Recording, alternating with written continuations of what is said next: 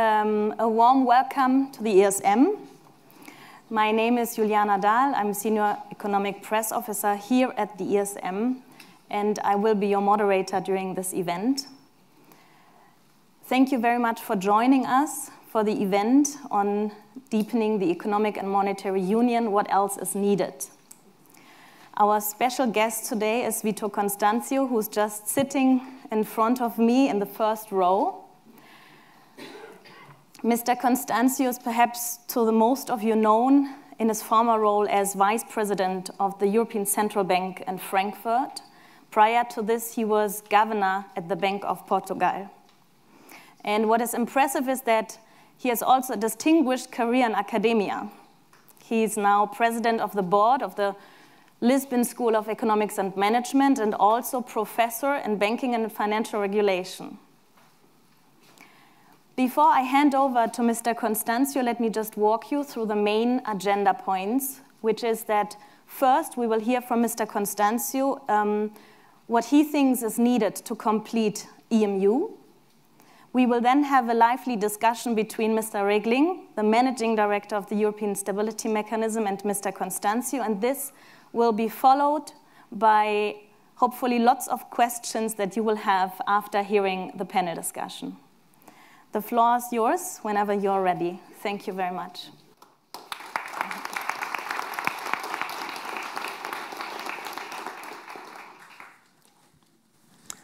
Thank you very much for your introduction. And I want to start also by thanking Klaus Regling for this invitation to be here. It's a great pleasure. We go a long way in our relationship, and I must take the opportunity to congratulate you on what you have done at the ESM. Not mentioning what you did before at the Commission, but indeed the ESM as a new institution owes a lot to your leadership. So I have too many slides, as usual, so I have to rush a little bit to convey my messages to you on reforms necessary or convenient to deepen and strengthening our monetary union. So the initial design of the monetary union was quite narrow, very much dependent on the economic thinking of the time. So nothing was foreseen about how to deal with possible liquidity crises in the monetary union. But also at the same time, the concept behind was that monetary policy would be enough to ensure both price stability, macroeconomic stability, and financial stability, so that other policies, either fiscal or macroprudential, which at the time didn't exist as such, would not be necessary. Monetary policy could do everything, just by ensuring price stability. And then also the idea that was prevalent at the time that the financial sector per se could not trigger fluctuations in the real economy, real economic cycles. That was part of the thinking of the time also. So the financial sector was not in the basic macroeconomic models. And also the idea that only public debt could destabilize economies and the system, whereas we now know, and especially we have good research by Schularik, Taylor, and Jorda, for instance, with a series of papers showing that most of the banking crises since the 19th century occurred because of excessive booms of private debt, not of public debt. But all these ideas were behind the so-called initial design, which was narrow, and the crisis exposed that these points were not exactly as theory at the time was saying.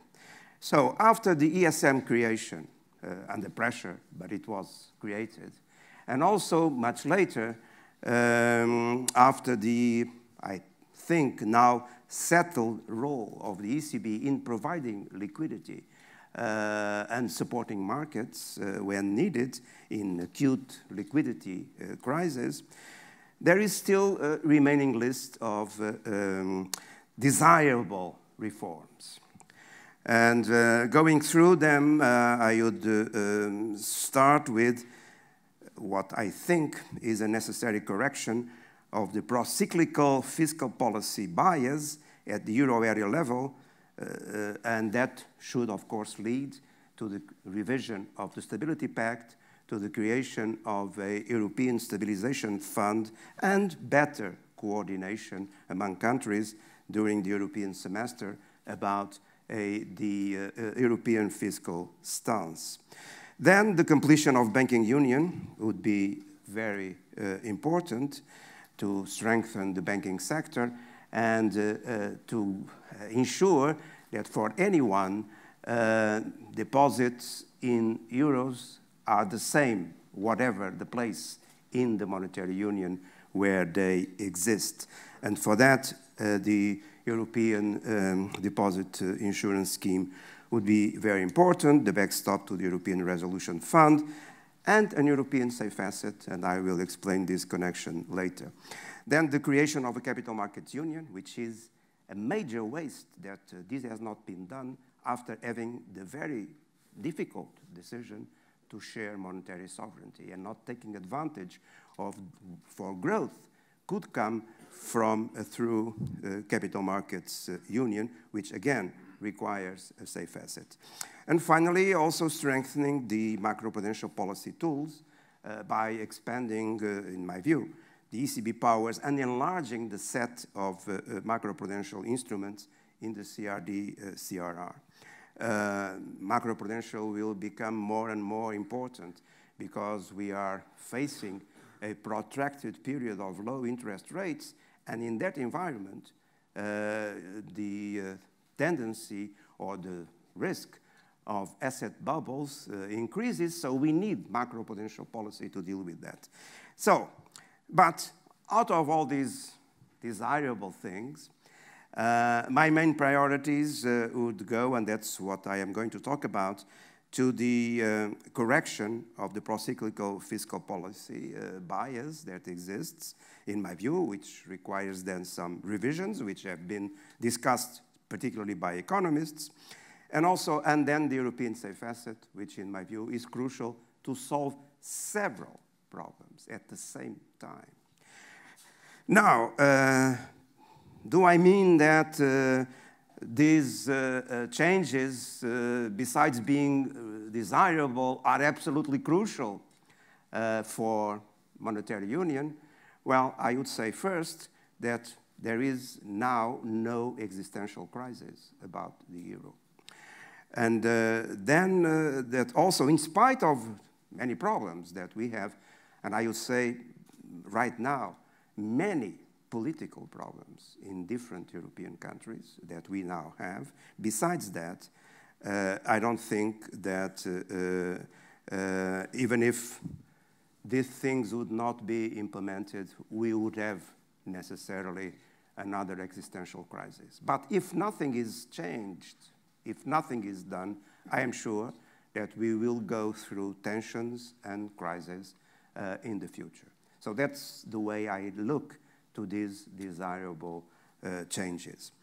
And they don't determine the possibility of a new existential crisis per se. Now, starting then with the two topics I am addressing. First, the procyclical bias of the fiscal rule in Europe, in the euro area in particular.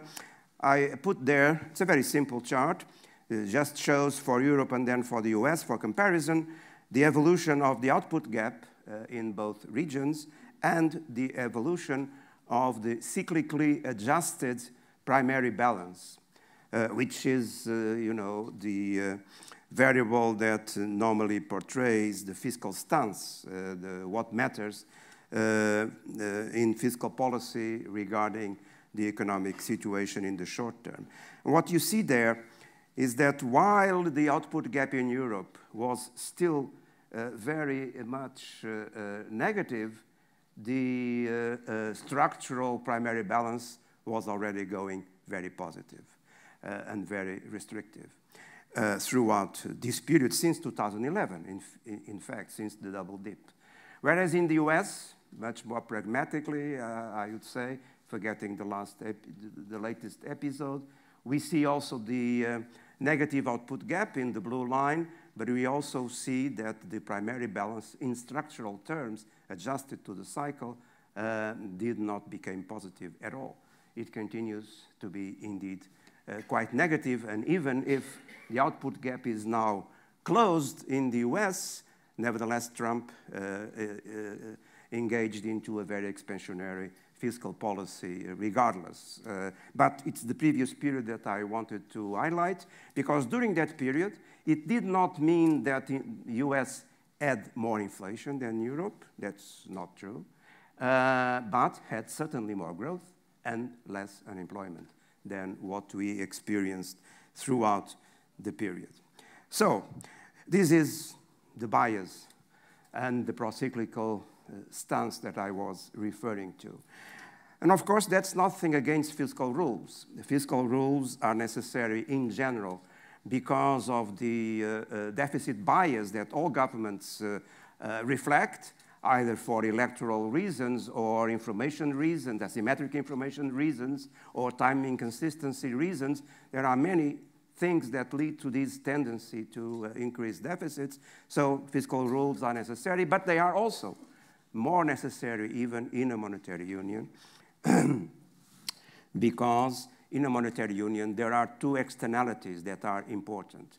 One is if a country is very lax in its policies and one day has to restructure or default on its debt, that will have contagion effects on all the other members. So there is a debt externality in a monetary union that has to be thought about. And then there are also demand externalities, effects, spillovers of what happens to macro policies in one member country to all the others in different directions. So the fiscal rule in a monetary union has to cater about these two externalities. And then a good rule, of course, should try to control the deficit bias to avoid excess debt accumulation, but also at the same time should also allow public finance to play a macro stabilization role in national member countries. And it was many times said at the beginning of monetary union that indeed after monetary union and losing the monetary instruments and the exchange rate, then countries would need fiscal policy to, as a shock absorber in their own countries. So the European fiscal rule should think about these 2 points. But one may submit that indeed it's not exactly the way it has worked, in the sense that the second objective was overwhelmed by the first one. There was the crisis, we all know that, but that was the way it worked and reflected in my previous chart. Because indeed the mainstream consensus at the time, and some still maintain that consensus, was that monetary policy can do everything in what regards stabilization policy. And fiscal policy is about controlling the debt path and about macroeconomic goals with taxes and subsidies and incentives at micro level. And that was fiscal policy. No stabilization role whatsoever. Well, there are now reasons why this consensus no longer stands. There are short-term reasons and medium to long-term reasons. The short-term reasons are related to the fact that monetary policy has become now very constrained and limited in what it can do if there would be a new downturn and a new recessionary episode. Going through very quickly over the transmission channels, the interest rate channel shows diminishing returns because interest rates are already so low for so long time, and it has not been possible to really normalize inflation. The expectations channel cannot by itself significantly move the economy. Consequently, forward guidance, price level targeting, or long-term averaging of inflation cannot be effective because of the weakness of this expectation channel. Attempts to explore the exchange rate channel are very dangerous because can really lead to currency wars and international instability. And conventional monetary policies like QE, they have been effective, they were important, but again, they show diminishing returns, as it was in the end unavoidable. And negative policy rates, which started just because we brought the main policy rate to 0, and then to keep a corridor, the deposit facility rate went into negative territory, and then it was slightly used after that. But I have been in public very clear that this tool should not be used further.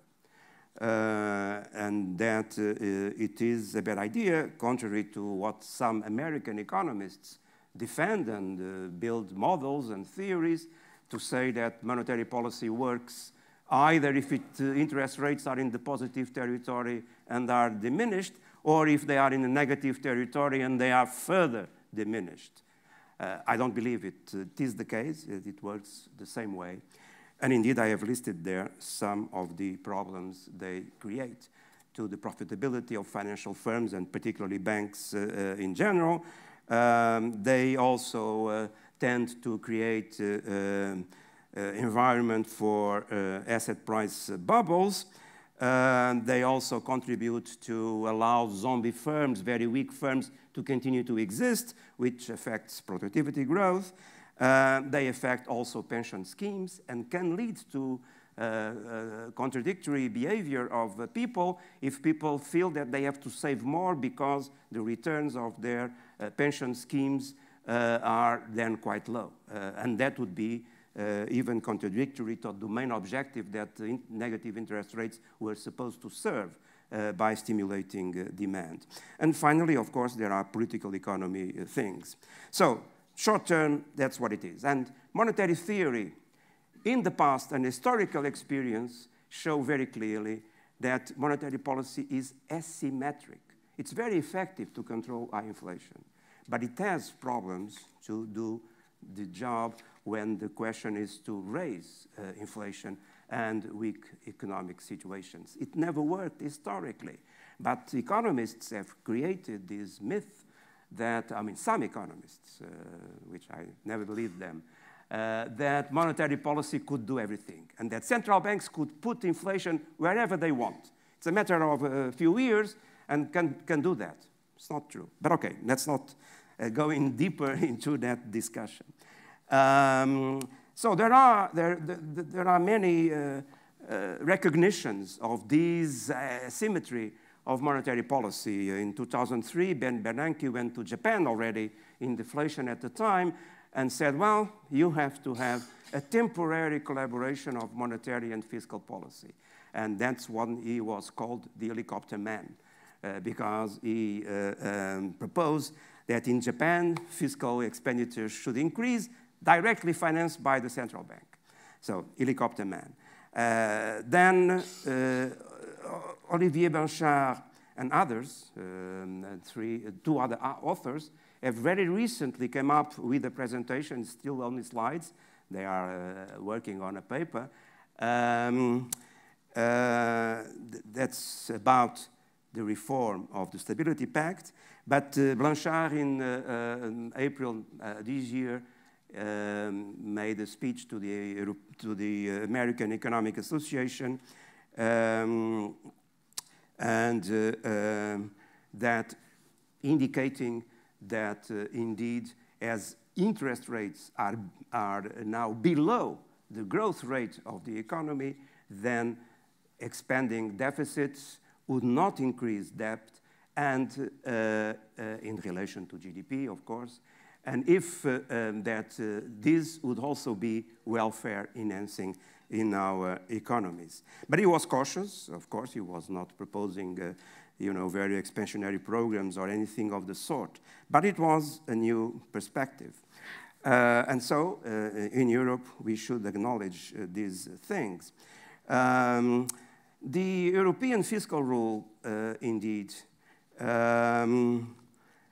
The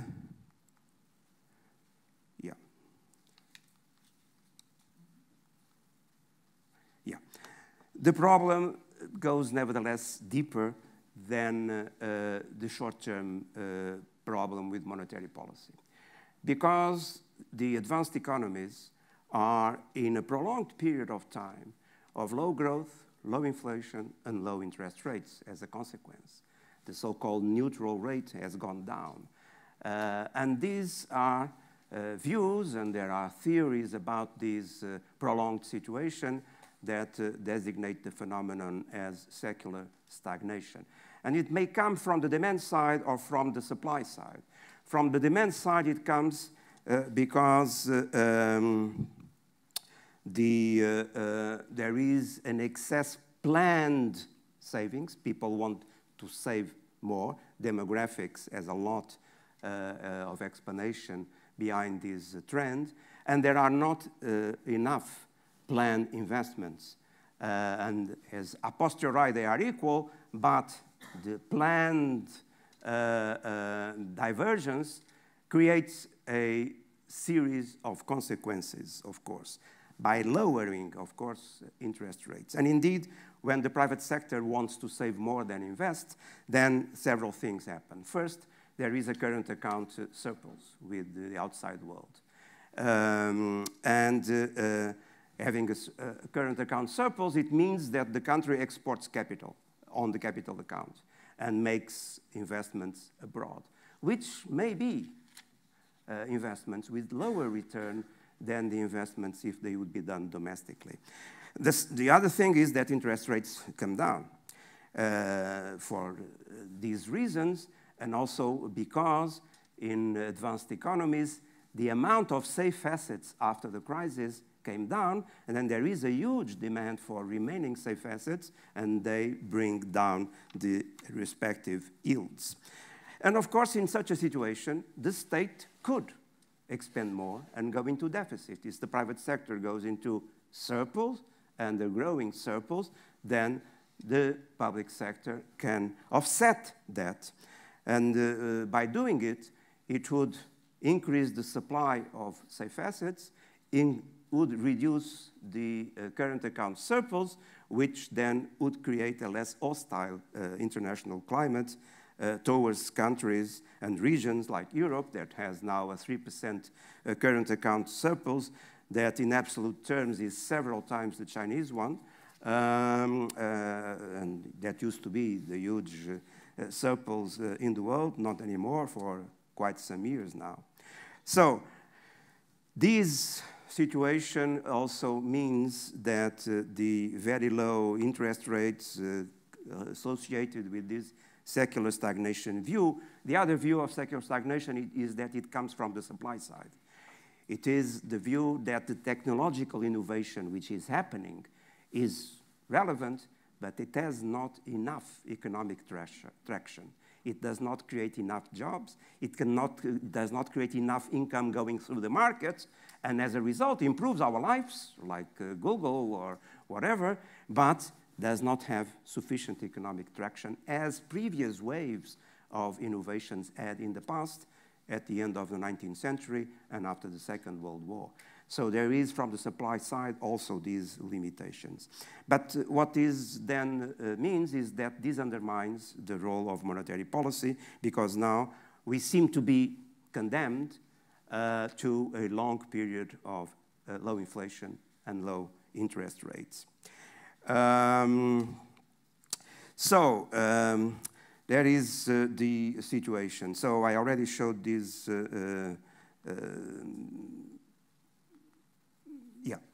I already showed this slide that mentioned the speech to the American Economic Association by Blanchard. But looking to the European fiscal rule, having given this background, then we see that a fiscal rule can be designed just about the debt evolution or the deficit or even the expenditure growth path. In Europe, we have the three indicators. So we have a very complex fiscal rule, that defines each year 5 different quantitative indicators for each country. It requires a publication by the Commission with more than 200 pages to explain what is the rule, how it works. And the European Fiscal Board, which is an independent board created recently, in their assessment of the pact, says that it has overlapping fiscal requirements that occasionally offer conflicting signals, a structural adjustment, and a target for debt reduction, and that policies are monitored using a multitude of indicators which inevitably cause conflicting signals. And sometimes these conflicts, I say, make impossible the full use even of automatic stabilizers, because a country can be complying with the deficit, but then it does not comply with the progression of the debt, or the other way around. And then, indeed, the rule does not allow, many times, even the simple full operation of automatic stabilizers, and that's why it introduces a procyclical bias in the fiscal stance. Also, the question of the debt limit is problematic because there is no good theory or even a theory about what is the optimal level of the debt ratio with the GDP. We have 60% in the treaty, in the protocol at the end, in the treaty. That was appropriate at the time. There were several two justifications. One was, it's the average of the countries, 60. Well, it was a criteria. The other one is, well, if we think that in the long term, even if countries have 3% deficit each year, but nominal growth, and it was the case at the time, is 5 each year, 3 plus 2 of inflation, then 3 over 5 over time, in the long term, gives a debt ratio of 60%. And that was the economic, so-called economic rationale for the 60. Well, we are not there anymore. We don't have 5% nominal growth on a consistent basis anymore. So numbers change, but it's in the treaty, so it is a potential issue I'm not going to discuss more. So some economists have despaired of finding a good rule with quantitative indicators. Icahn Green in Viplox in 2016 went as far as proposing a renationalization of fiscal policy with more market discipline. Let's not have any targets at European level, each country for itself, and then, the more distinct possibility of having to restructure or default if they misbehave. It was a solution of despair. Blanchard, Leandro, and Zettelmeier, in slides presented already in 2 places this year, go in more or less in the same direction, proposing that all quantitative targets should be abandoned in the Stability Pact, but more discretionary powers should be given to the Commission to counter and not approve the national policies, and if need be, going to the European Court of Justice, which would imply a necessary treaty change for that to happen, because in Article 126, Item 10, it is explicitly said that no country can be put before the European Court because of fiscal policy. But okay, that's what they propose. I'm not convinced, and so I would go in the direction of exploring the possibility of changing the pact into an expenditure rule, a rule about the annual increase of expenditure. It's simpler to monitor, to comply with, and also can be achieved without a treaty change, in my view. And there are proposals. The European Fiscal Board has proposed to change the Stability Pact to go to an expenditure rule. The 14 French and German economists proposed the same. The Conseil d'analyse économique in France has a very good note on the same proposal. So there are several proposals already on the table in that direction. What they would imply. that the expenditures would be net of interest payments, of course, and other expenditures that are linked with the current economic situation. There would be no automatic formulaic annual progression towards the long-term target for the debt. Now there is one. It has to go down, the deviation above 60 has to go down 5% each year. So there would not be there anymore. The 3% limit would stay, of course. And the annual target for the expenditure growth would be related to an assessment of potential growth in the medium term and to an analysis, a broader analysis of debt sustainability and the economic situation of the country. And the only problem, this expenditure rule is much less procyclical by definition because it allows precisely that the expenditures and revenues that vary with the conjunctural situation would not be objected by the rule, but also has the problem that it cannot really respond to very sudden, significant economic shocks. The nature of the rule does not allow that. And that's why the stabilization fund, just to cater for very significant economic shocks, would be necessary to complement the revision of the Stability Pact. Now, turning to the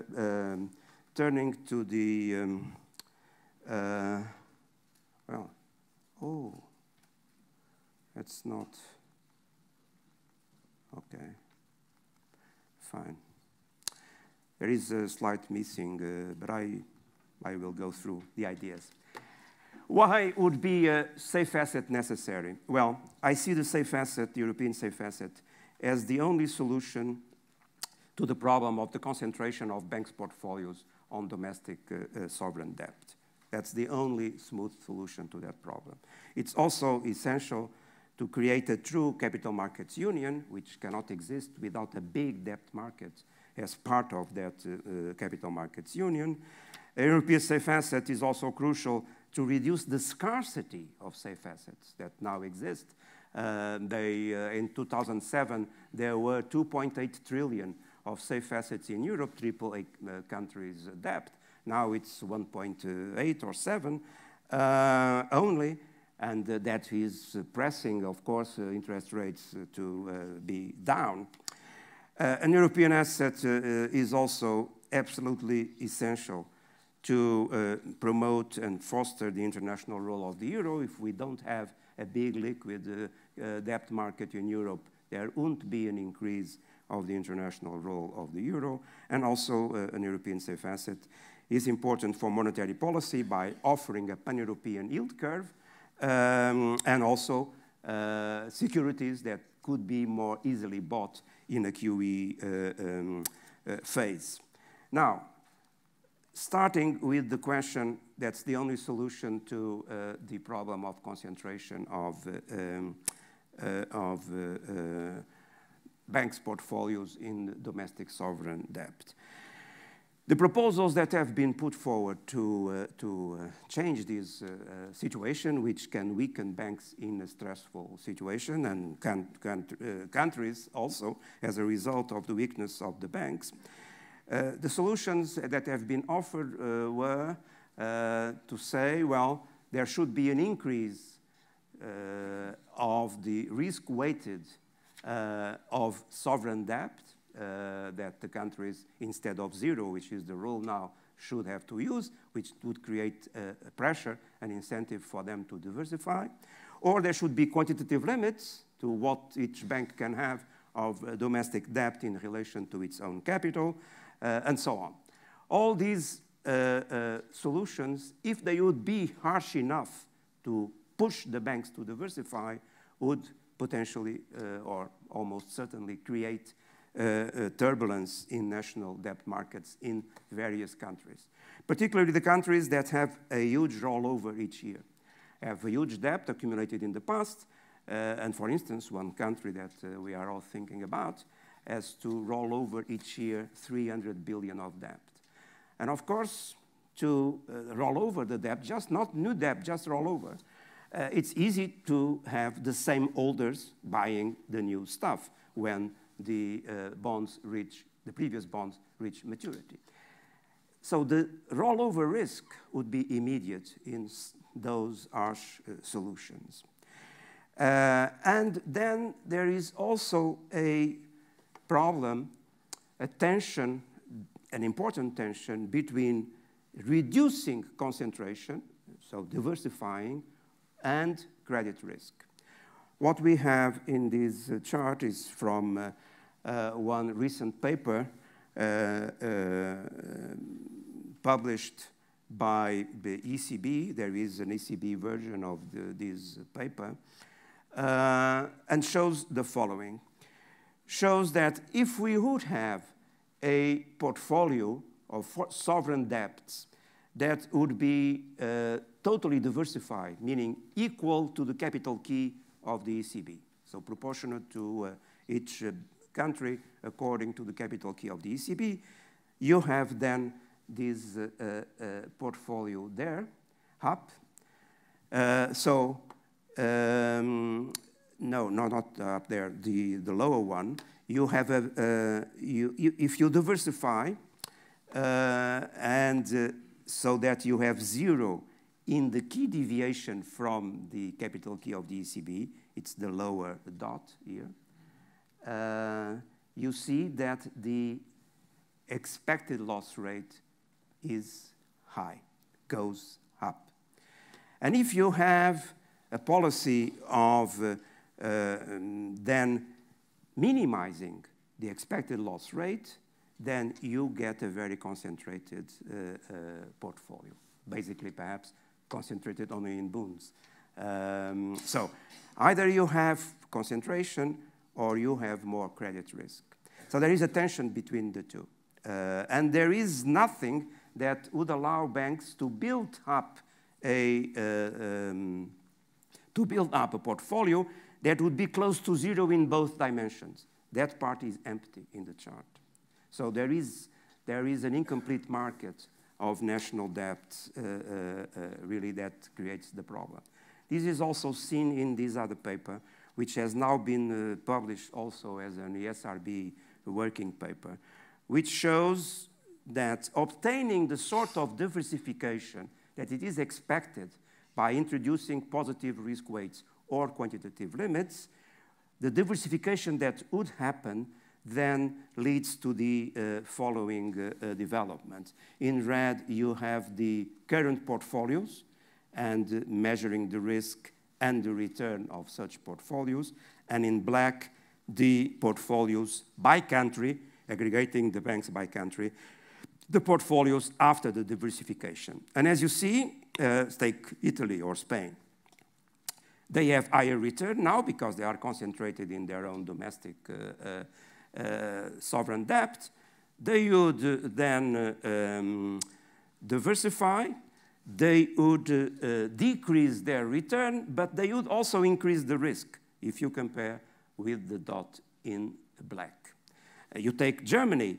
Germany now has low risk and low return. If it would diversify in the same direction, it would have higher return, but much more risk. So the result of diversifying is not so optimal as it was seen. And that's the message of this analysis, that it is more complex than people think. The same is true in the second paper. Value at risk simulations are done, showing that the VAR of diversified portfolios at country level and aggregate European level would not improve as a result of such diversification and such measures. In the paper published as an ECB paper recently, in September, they simulate in 3 scenarios what would happen if the banks would diversify, pushed by the incentives of positive risk weights or quantitative limits, and being either prudent in their reinvestment or less prudent in their reinvestment, the way they would change and diversify their portfolios towards lower risk or towards higher risk. And what we see there in the first row is that the diversification obtained as a result of the reinvestment in the direction expected from those measures, it's not very significant. But in the second row, in the imprudent case, the expected loss rate would go up. So the same sort of analysis as in the other paper. But if the banks would have to diversify an European safe asset, that they would have to be forced, by the way, to diversify, in my view. So it's not just creating the European safe asset, it's also at the same time having regulation that would impose on banks to really diversify from their domestic concentration to the European safe asset. In that case, diversification collapses, but also credit risk collapses in a very striking way. And then we would have no turbulence in national debt markets, because the safe asset, the way it would be built, would ensure demand for the financing requirements of each country. So there would not be a turbulence in their markets. What are the solutions available? Oh, this slide was the one before. There was some mistaken communication of the slides. Oh, indeed, there are 2 slides missing. My fault, I'm sure. Now, what are the proposals then for a safe asset, very briefly? The first one, which has been on the table and was also the subject of a big report by the SRB, is the so-called SBBSs,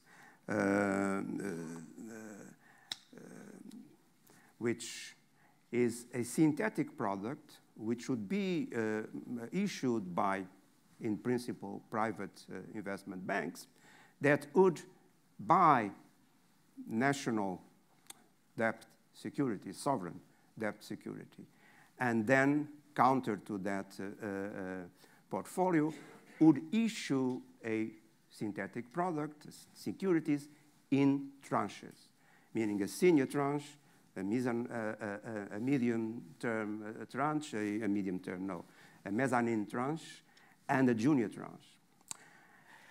Meaning that if a country restructures or defaults, the first hit is the junior tranche, then the mezzanine, and then the senior. And the tranching then protects, in principle, the holders of the senior tranche, so that this tranche can be claimed, according to correlations, historical correlations, can be claimed is as safe as, say, bonds. So the senior tranche would be the safe asset in the end by having this product. And this, in the proposal, then could be issued by the private sector if the legislation would be changed so that these securities, this synthetic product, would count also to have zero risk weight in banks, while zero risk weights exist for sovereign debt. Or if that is changed, then this product would be treated the same way. So, and then the Commission, thinking about this, accommodating this, made a proposal to really change the legislation in that direction. But the product was rejected by all investment banks, by treasuries of all countries, of all member countries, and no one seems to believe that it could work. Rating agencies also gave the senior tranches lower ratings than AAA, and so on. What are the problems? There are 2 main problems. The main problem is, of course, can the junior tranche, which is riskier, be really sold? And by how much? What would be the price of that? And can indeed, second question, the junior tranche be sold in a way at a price that would be compatible with the senior tranche being sold as something as good as bonds, so that the revenues of the issuer would be enough to have some profit and pay what they would pay by the 3 tranches securities. If the junior tranche to be sold would have to be placed at a higher coupon, then the senior tranche would have to be sold much better than bonds. No one in the market believes in that. And so the product is not economically viable, except if there would be a first loss guarantee to the junior tranche provided by the public sector. It wouldn't be perhaps a very big first loss guarantee, but then at least this issue would be answered. DMOs, I mean the treasuries, were against the product because issued by the private sector means that they wouldn't know when this thing would be issued by the private sector. And so they would lose coordination of the issuance of their debt, and some have a very well-oiled machine of doing the issues, the rollovers, and everything. So they were dead against this idea of allowing private sector to create this product. The second proposal, instead of going via diversification, which, by the way, before the crisis, didn't work well because the CDOs that existed before was tranched, were based on the same principle, and we saw that in the crisis, the senior tranche was not safe after all, because everything changed. Now, the second proposal, instead of using diversification, uses seniority.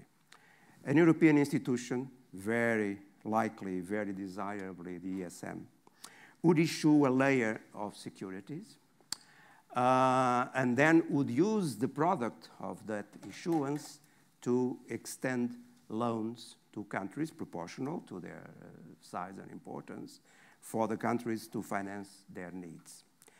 And then this layer would be senior legally in European law and national laws, would be senior to the remaining national debt of each country. So that each country, if ever, would have a restructuring, would have to start paying the senior part, this layer of securities, and any restructuring would have to attain the subordinated part of the national debt. And calculations were made and can be made using, of course, all historical data about probabilities of default, about loss given default, and all that. Calculations can be made to calculate the size of that layer that would be compatible to bring that layer of European securities having the same risk as bonds, if not better than bonds. And that would give then a level of subordination which can vary from country to country because countries have different credit risks, of course, and all that, probabilities of default as a consequence, would vary the subordination of remaining national debts from 50 to 70%, according to each country. But what this would do is that, oh, I don't have it here. I should have checked, sorry. The calculations show that particularly the calculations revised by a group of experts from the Commission who have published a paper outside the working paper series of the Commission, were authorized to publish as private economists. This paper updates the information from the markets about probabilities of default and the loss given default and all that, and calculate that issuance between 25% and 30% of GDP of the euro area, which is very sizable, it's more than 3 trillion euros, would have, in the end, a very low risk, lower than the risk of bonds. Why? Because any default of any of the countries, or even all the countries at the same time, would eat the subordinated part so that the upper layer would never be attained. And so it would be even safer than bonds. Which in the case of the SPBSs is not true. In the cases of the synthetic product, if many countries or all countries would default, then The senior tranche would not be safe, of course. So that is a big difference between the two proposals. There is no mutualization because any restructuring would attain the subordinated part. And of course, being issued by a public European entity, it means that the treasuries would be seated at the table where the timing and the amounts of issuance by the ESM of such securities would be done so that full coordination could be obtained with the issuance of the remaining national debt. So many of the concerns would be allayed for. And there is then the final question. But if there is a part which becomes subordinated, that part will become, of course, more expensive because it is subordinated. It is the first part of the debt that could be hit by any haircut. Yes, that is true. Calculations can be made about that in view of the numbers that remain subordinated and what are the PDs and LGDs and all that.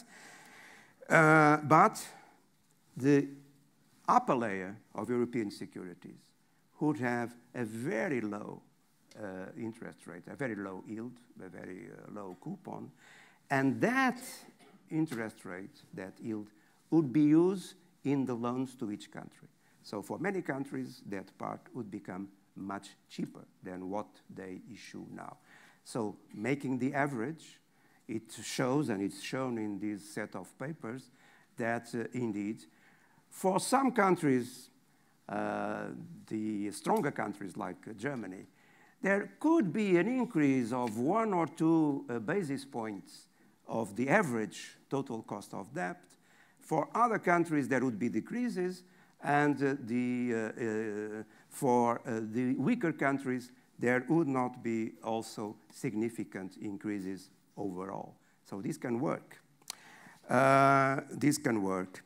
And the proposal of going via seniority also has another advantage, which is that by having this subordination part, it increases the incentive of countries to comply with fiscal discipline, because over a lower amount of debt, if they misbehave, then the effects on the cost of that part can be more significant. So there is an incentive for those countries to behave better.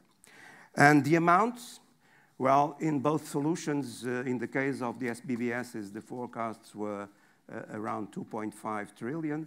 For the E-bonds, it should be something between 3.5 and 4 trillion.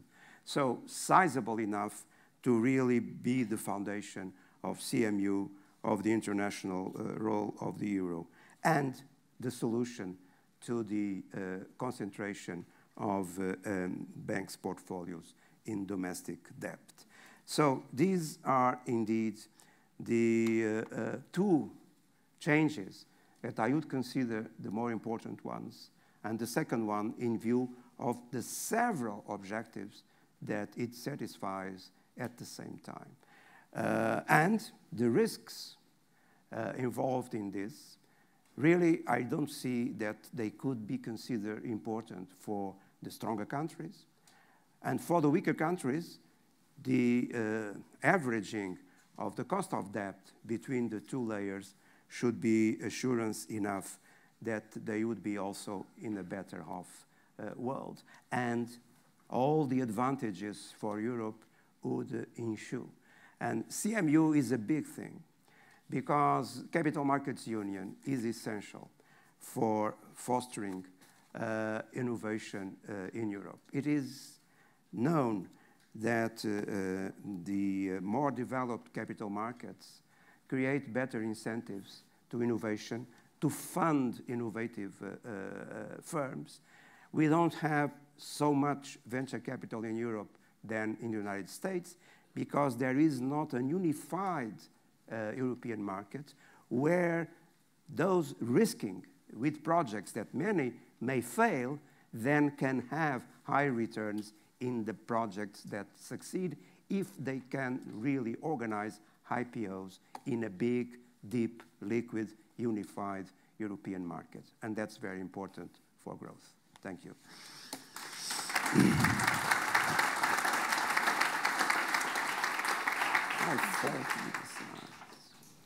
Oh, the other way around. Very good. I'm so sorry that I misplaced the slides. Thank you very much for your presentation, or to say in fashionable terms in Brussels, thought-provoking. I would like to highlight that you call for, thank you, 3 main items. You call for the revision of the Stability and Growth Pact, for a European Stabilisation Fund, and for a euro area safe asset. And I would like to give the opportunity to Mr. Regling to answer a question on the EU fiscal rules, because if not mistaken, you were working on the very beginnings of the Stability and Growth Pact, and you know each other since around 25 years. You go back a long time, and I was wondering, hearing that Mr. Constâncio calls for a revision of the SGP, as we call it, does it make you unhappy, or do you tend to agree? Yes, thank you very much. And let me first say how happy I am that you're here.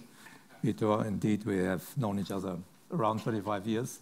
We don't remember exactly when we met the first time, but I have a feeling it was when I went from the German Ministry of Finance to Portugal to explain the first draft of the Stability and Growth Pact. Because when the Stability Pact was written on my desk in the Ministry of Finance, and when it was ready and adopted in Germany, Jürgen Stark, who was my boss at the time, and at the time we worked very well together. We split the euro area countries, the prospective EU countries, and he went to 7, 8 countries, and I went to the other countries, and I was assigned Portugal, and I think that's when we met the first time. So that's why, indeed, it's for me good to make a comment on that. But let me say that during these 25 years, we have had many productive discussions, and it's a bit like today. We agree normally on many things, but then there are always a few important items where we disagree. And I think that's very similar today. And that's why I want to make one comment on the fiscal side and one on the safe asset. On the fiscal side, I agree that we need a reform of the fiscal framework, but for different reasons than you point out.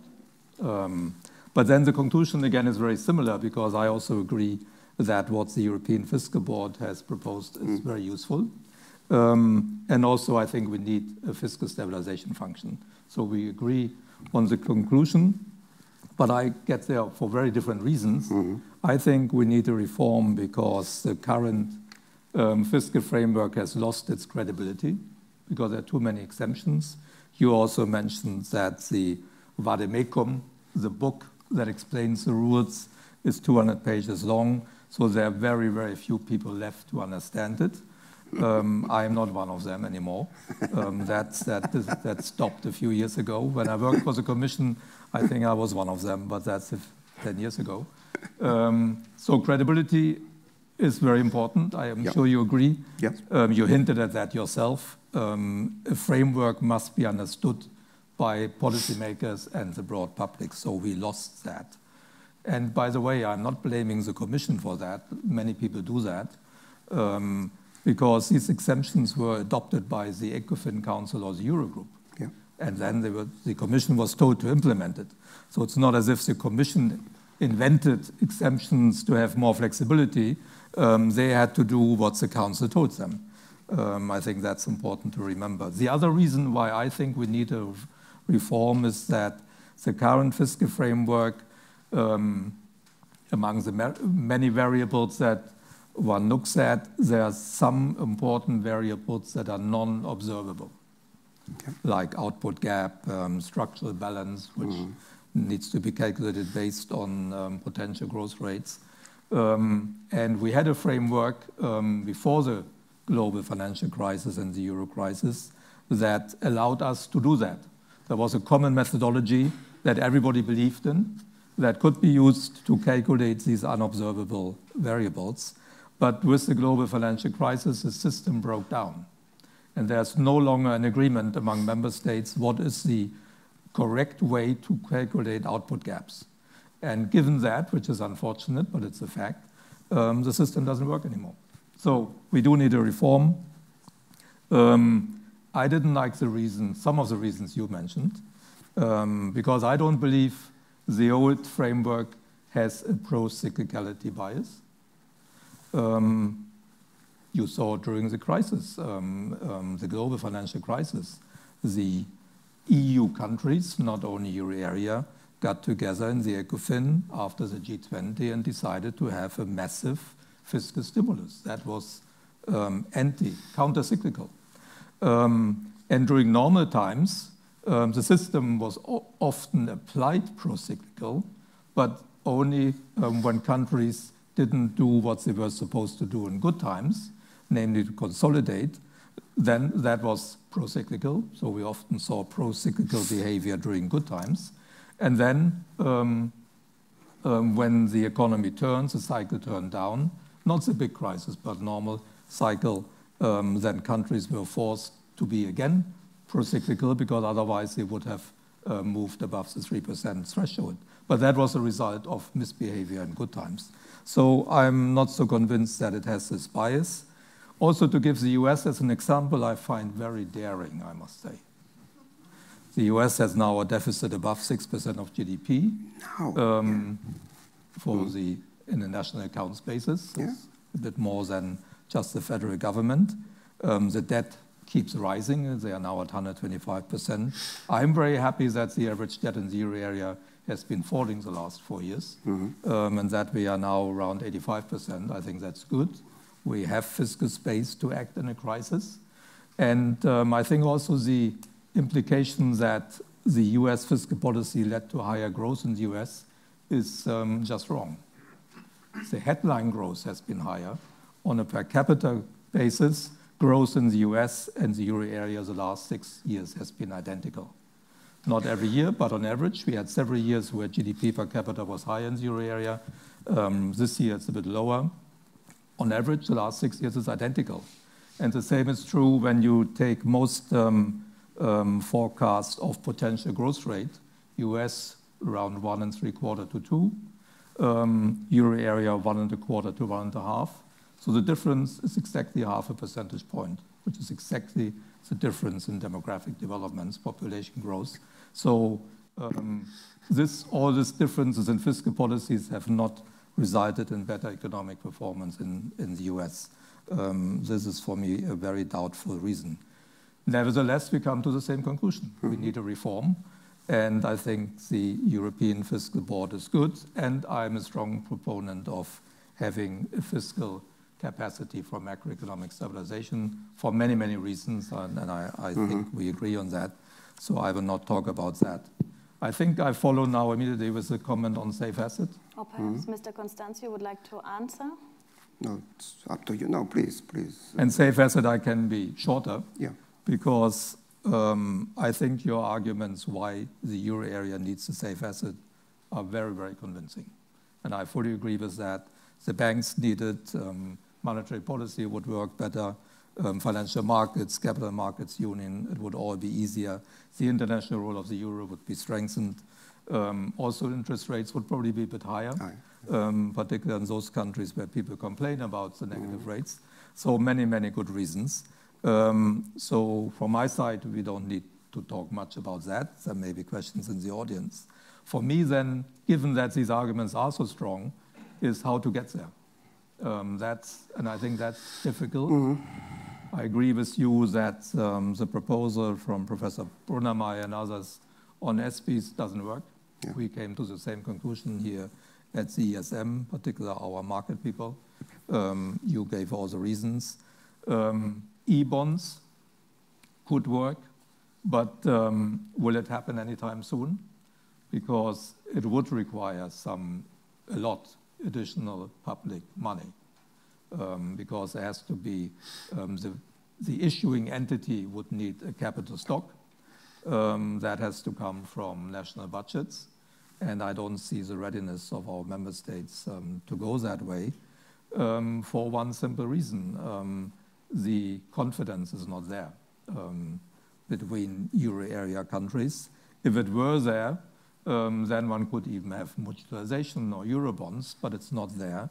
And here we have the link with the fiscal framework, because the confidence is not there, because different countries have different views on the fiscal framework, and some countries believe that other countries are violating the rules all the time.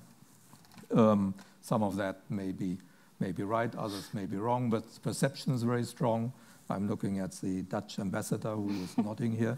I think that's the problem, and I don't know yet how to overcome that, but I would like to find out, because the objective of having the safe assets is so valuable, so convincing for the functioning of the monetary union, that I think we really have to spend some time on that, how to get there. Mm-hmm. So we had Very first good. the revision. I'll try to be brief to really open the discussion. Well, I won't comment at length on the fiscal side. Good that we achieve more or less the same conclusions, not the same, but as I will explain very briefly, but nevertheless.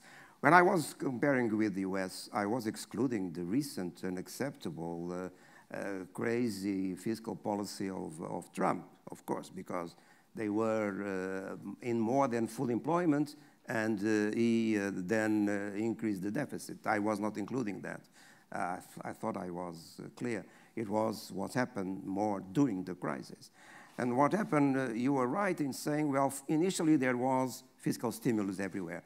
It lasted 2 years, because in Toronto of 2010, in June of 2010, the G20 agreed on turning the policy towards fiscal consolidation. And then Europe complied with that in overdrive since that meeting of the G20. And there is a nice working paper of the Commission showing that the simultaneous fiscal consolidation of all euro area countries in 11, 12, and 13 contributed in a big way to the double dip, to the second recession that we had in 12 and 13. And there is no other explanation better than pointing to the simultaneous fiscal consolidation of that period. We also had the euro crisis. No, we had the euro crisis, yes, which was not helped by what happened in that period. There was indeed, I mean, the situation is complex. But we would have to discuss Deauville and the restructuring of the Greek debt.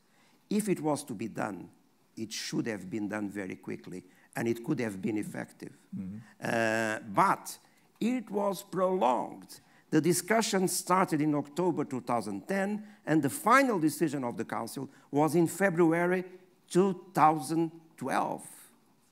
And throughout that period, there was turmoil, contagion, turbulence, and so on. So that was a big mistake. But on top of that, there was this simultaneous fiscal consolidation, and the two things together, not monetary policy, the two things together contributed to the double dip. So, my chart makes clear that whatever the reason, the outcome of the fiscal rule is indeed procyclical, because it has too many simultaneous, quantitative, potentially contradictory objectives, and that's one of the reasons. The automatic stabilizers, not even the automatic stabilizers, can work in a downturn like that one. But okay, let's not, I attribute more important to the issue of the safe assets, because we agree on several things in the final fiscal thing, although to really be very candid, I don't subscribe fully to the European Fiscal Board proposal, because they keep a very strict way of dealing with the reduction of the deviation of the debt level from 60%. They say it has to converge to 60 in 15 years. It's even quicker than the present rule of 5% reduction each year. So I don't agree with that. But okay, that's perhaps something to discuss. But the safe assets. 2 points. First, either the calculations made originally by Zettelmeier and Leandro. And then the calculations redone with more updated figures, information from the market, by Gabriele Giudici and his colleagues, both show that this can be done without a capital to the issuing entity. That even without that capital, which would, of course, improve the safety of the security, even without that, that indeed that layer, if it is situated around 25% of GDP of the euro area, would be safe enough, safer, or as safe at least as bonds, and could work. And even if it was a little bit less safe than bonds, it would be still a safe asset. Of course, if it was close to such a situation. So that it can work. No capital is really necessary. So we have an empirical divergence there. But what I don't get at all is the argument about confidence. This has nothing to do, in my view. I don't understand the link that is established, I know, particularly in Germany and the Netherlands, between this issue of the safe asset and confidence. Because legally, both at European level and national level, there would be no obligation of any mutualization if ever a country would default. And that would then eat their subordinated part of the debt. So that may happen, and the default of a country or a restructuring can happen now. The safe asset built around those features does not have anything that would make more compelling that there would be a default or a restructuring of any country. There is no connection between that and confidence. And if ever there would be another restructuring, that would not affect the other countries, the mutualization, or the safety of the securities that the ESM would issue. Only, of course, if a country decides to get out of the euro area and then doesn't pay anything. But that would be hitting everyone, and it's a very unlikely event anyhow. So I don't see the connection with confidence. I understand the lack of confidence. I understand. I know the history. I know what happened. I understand that. But I don't see why this safe asset built this way with these legal conditions would add to any risk which is connected with confidence. I think only on that last point, yeah. You said you don't believe additional capital is needed for the issue. Yeah, absolutely. Then you're right, there's less of a link. Yeah. Our work here at the ESM, but also others, has come to the conclusion that we would need capital, and if that then has to come from the national budgets, and that's how confidence comes into the game. Then we have to check the numbers. Right. Because I don't believe that capital is necessary. Because if, say, the probability of default and loss given default, and then the expected loss around the bond is 0 point something. And if this European safe asset, instead of 0 point something, has 0.2 basis points above that bond, I don't see a problem. It's still a safe asset. So I don't see the need for any capital, indeed. But okay, the numbers have to be respected and checked. And perhaps you were too defensive in making those calculations. Let's see. Well, it's fine to disagree, huh? No, but it's an important point, and very important that you said that if no capital is necessary, then the problem of confidence connection does not exist. Very important. Thank you. Mindful of time, I would like to slowly open up the floor to the audience. I bet we have a lot of questions here, and perhaps we heard now the wish lists of the panelists for the EMU next year and beyond, and perhaps we can now take some questions from the audience. If you please state your name and your affiliation. I would like to start here at the very right from my perspective. Thanks, Johanna. Bjarke Sitmeier from Politico. Just two questions for Mr. Constâncio and then one for Mr. Regling, if I may. It might be a stupid question, but given the fact that governments would still be able to issue debt and then you'd have this Eurozone bond as well, then issued by the ESM, what would the money actually be used for? And I understand that that might be a stupid question, but I don't think anyone's ever really come up to say, this is just something huge that we can then spend everything on Euro projects, or what it is specifically we want to get into. Yeah. Also, how would you bring Germany on board, I think is the question that everyone's wondering about.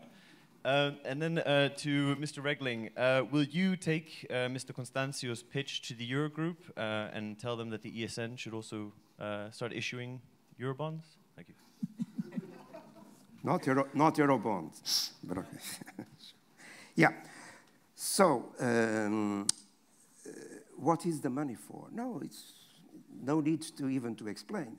Now, each country has its own budget, its own deficit, its own rollover needs, its own needs to fund, if it still has a deficit, to finance that deficit. So those needs are 100%. Now, what would happen with the scheme?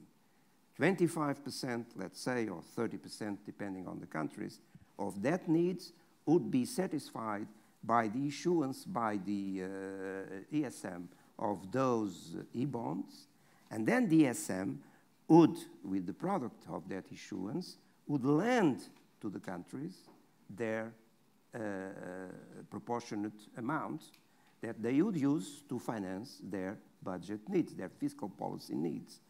Nothing else, nothing new, just that.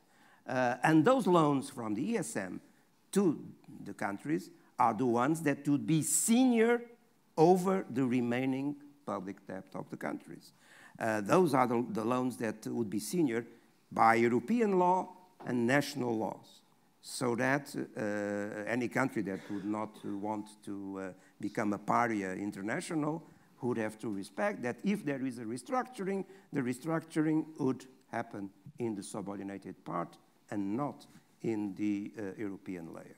And that's no mystery about the use of the money. It's just financing in two different ways the annual financing needs of each country. How to convince Germany and perhaps the Netherlands, even more difficult. And a few others. And a few others about this. Well, first, one has really to convince, to explain, and in a convincing way, I think it is absolutely possible to do it, that this does not imply any mutualization.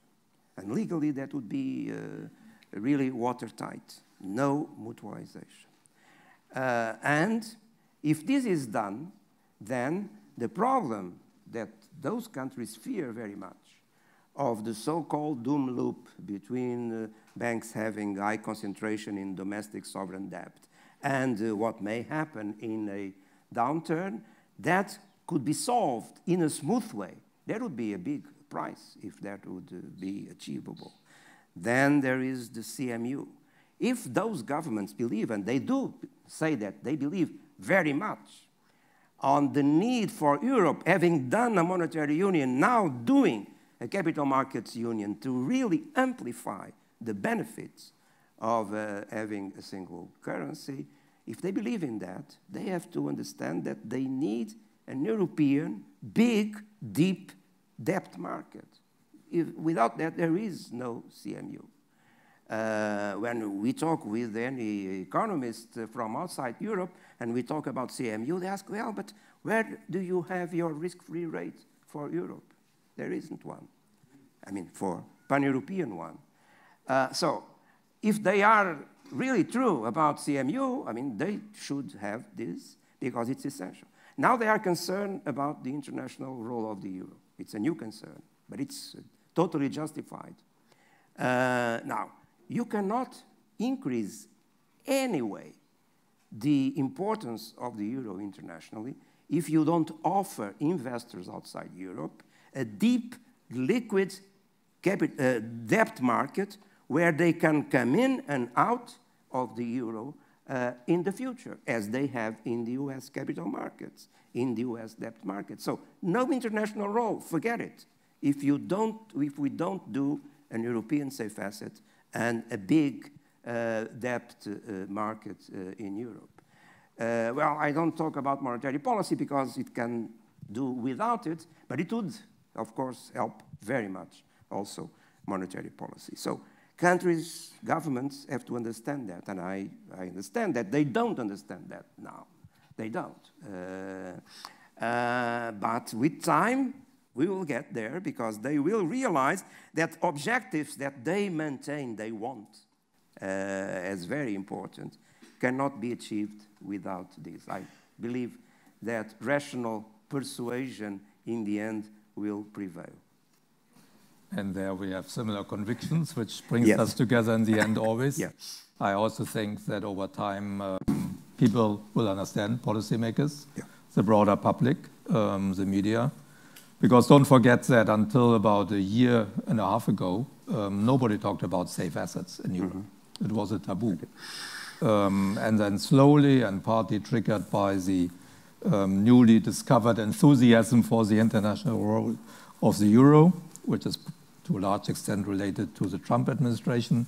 As they withdraw from multilateralism, it's obvious that Europe should do more in different areas, including on the currency side.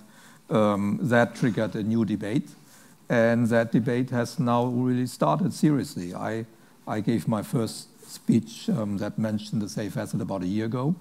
When Marco Ray talked about the international role and safe assets earlier this year. I started before. You were when I was at ECB, about the safe asset. And the European Commission has its plan. So, but we are still in an early phase. And so it's not yet the time to make any proposals to the Eurogroup how to do it. I think we are in the phase where we need to raise awareness, convince the people, explain, and that takes some time because it's a complex issue.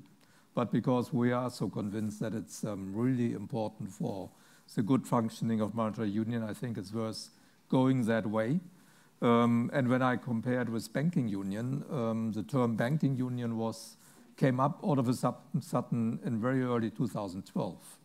And most people didn't understand at the time what was meant.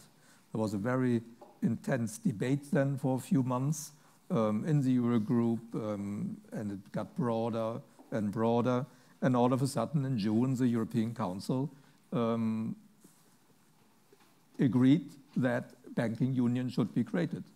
I think this is a good example that something that seems impossible can, within a short period of time, become common knowledge. Of course, that was the peak of the crisis, and in a crisis, things happen faster than during quiet times. We may regret that, but I'm happy that we are not in a crisis. So let's take a bit more time. Let's explain. I think we have strong arguments, but it will take a while to convince everybody. Thank you very much. We started a little bit later, around 10 minutes, so I reserve the right that we can be a little bit late. I still would like to take in the remaining time 2 questions at least. And just to let you know that afterwards we have drinks where Mr. Constâncio will also stay on so we can solve more questions. Please, here in the third row. Thank you very much. Thank you very much. I was really delighted by what I heard from both speakers. I have just 3 questions more of institutional nature. Both speakers agree to the need to review the fiscal rules. And my question is, can we really consider such an important review without a amendment of the treaty?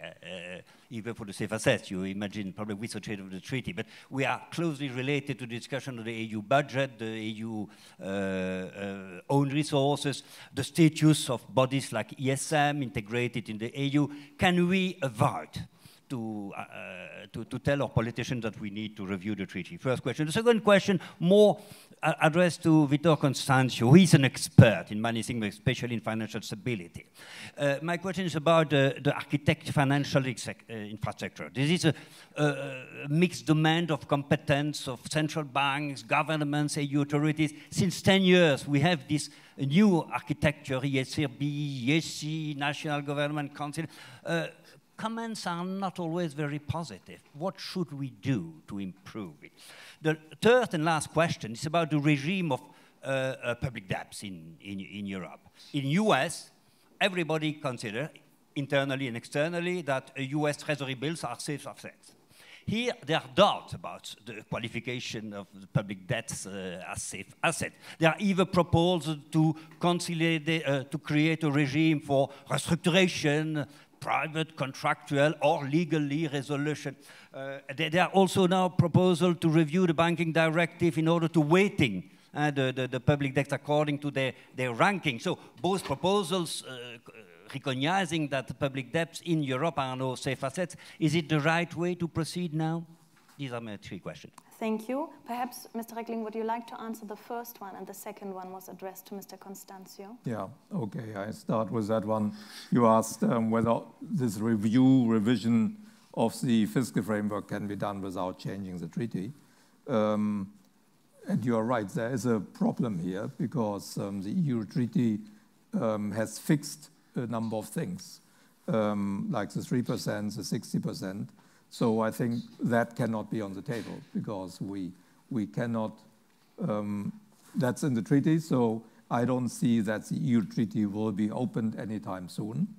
One can regret that, but I just don't see the political appetite for that. No government wants to run the risk of referenda. So we have to work within that framework.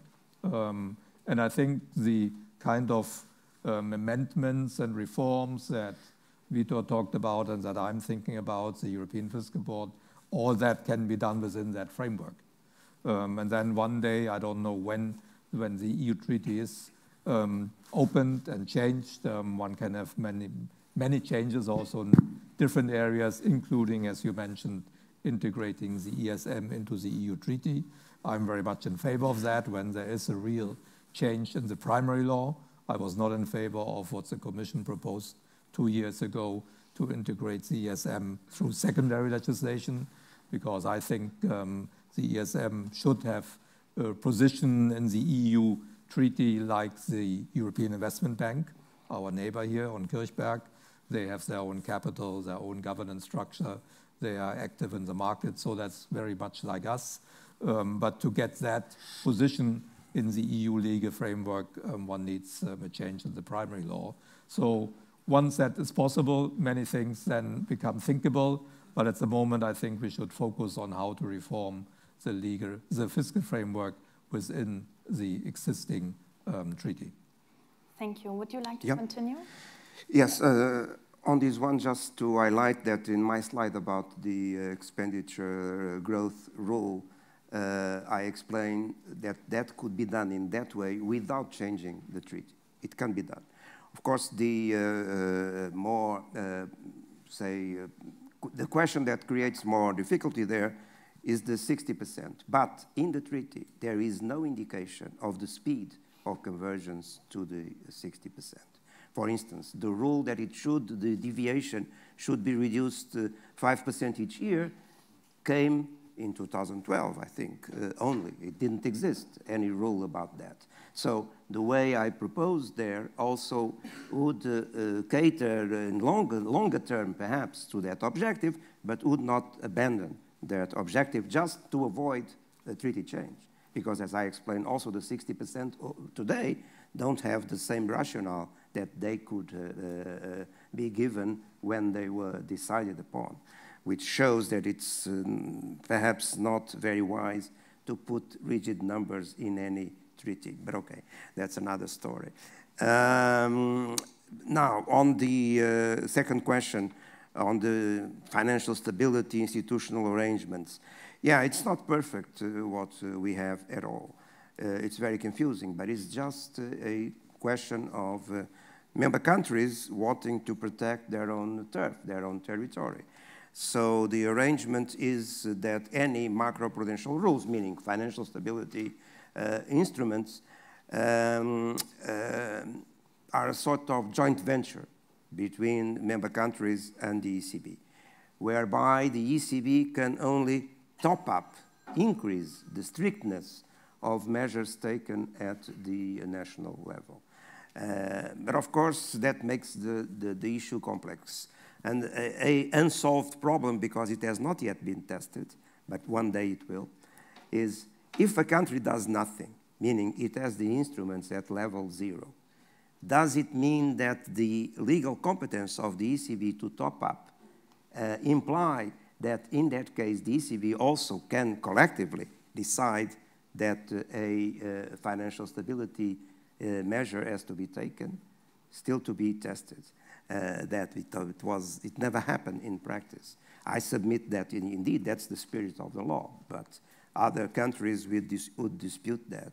But that's not an ideal situation. It's not also clear that the revision of the CRD, CRR on this matter did not recognize the role explicitly of the ECB in this matter. That is then, of course, in the regulation about the SSM, but it's not in the main legislative pieces, meaning the CRD and the CRR. So the ECB is not recognized as a macroprudential authority and should be recognized as such, and it's not. So this is weak, and as I said, macroprudential policy, if you look now to the number of countries that already have taken some measure or other of this nature, there is a long list of macroprudential measures taken by European countries, a long list. And this list is going to increase. Because if indeed, for reasons of the working of economies in advanced countries, interest rates will stay low, on the low side, even with increases on the low side for a long period of time, then macroprudential policies will become more and more necessary. So this will be revisited in the future. Thank you very much. I would take still 2 questions with very quick answers, if possible. Okay, very good. And quick first row, please. And then later on, the last row, please. Yes. My question, does it work? It does work. My question is really very simple to ask, but perhaps very complicated to answer. If we introduce a notion of safe assets, it doesn't come alone. It comes very logically with the notion of unsafe assets. But the most important issue that you mentioned, and I still understand how it will start to work, is reality of debt restructuring. I still recall this nightmare about debt restructuring of one Eurozone country. Still, the discussion not finished. So how would you imagine, for example, if you issue this safe asset without capital contributions, how would you imagine debt restructuring without mutualization? And here perhaps, again, all these moral aspects in the discussion between member states will come in. Yeah, well, now, safe assets and unsafe assets, that already exists. You know, in Europe, safe assets now are bonds and Dutch and the ESM. treasury. And the ESM, yes, of course. And the EIB. Okay, they are not of the same nature, but they are considered safe. Yes.